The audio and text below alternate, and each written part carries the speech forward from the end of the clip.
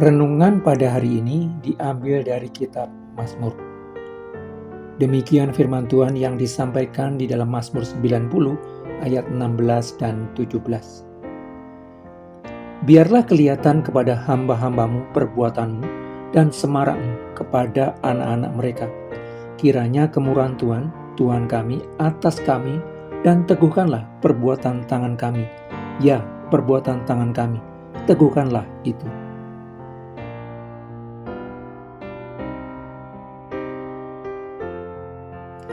Di dalam banyak situasi, seringkali kehidupan ditampilkan secara keliru sebagai pilihan antara ini atau itu.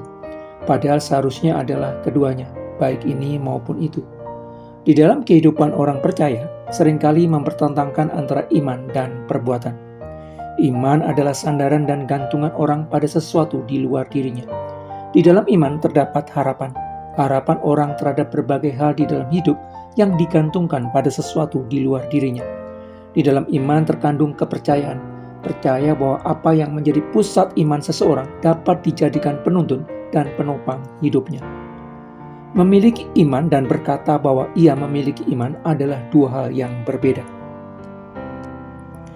Ketika orang menyatakan imannya secara verbal tentang kepercayaannya kepada sang sesembahan, seharusnya merupakan ekspresi nyata dari keyakinan hatinya. Tetapi antara pengakuan verbal seseorang di dalam ritual ibadah tidak selalu selaras dengan keyakinan hatinya. Orang bisa saja menyatakan imannya di dalam ritual ibadah, tetapi sebenarnya tidak meyakini apa yang dikatakannya. Banyak orang memiliki kecenderungan mengandalkan ritual pengakuan iman semata dan menyangka bahwa itu merupakan bukti akhir dari imannya. Sebuah pendapat atau pengakuan tanpa disertai dengan perbuatan bukanlah iman.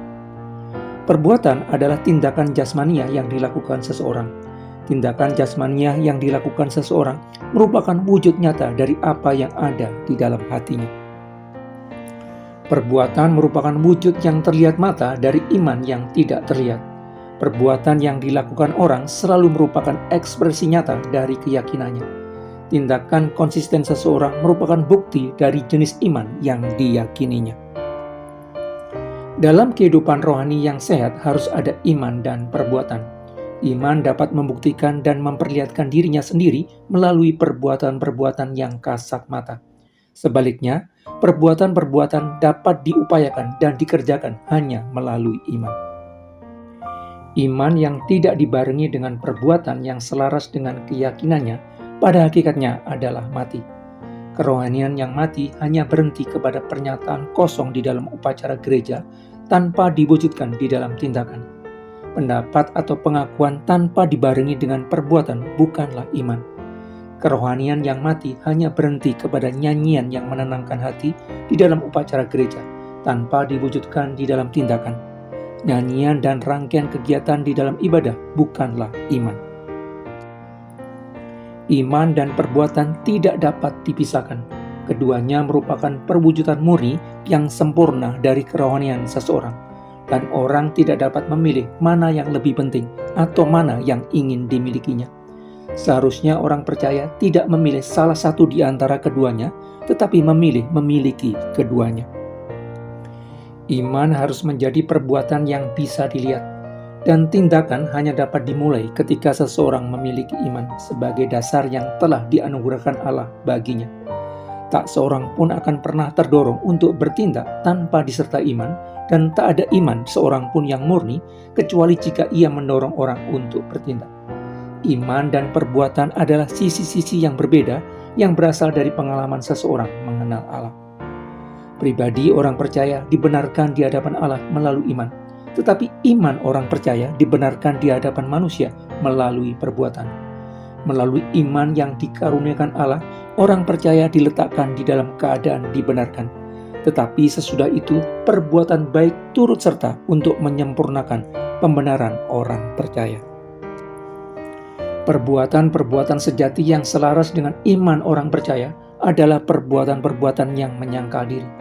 Perbuatan baik semacam itu bukanlah hal yang menyenangkan diri dan bukan dilakukan untuk kepentingan diri orang percaya.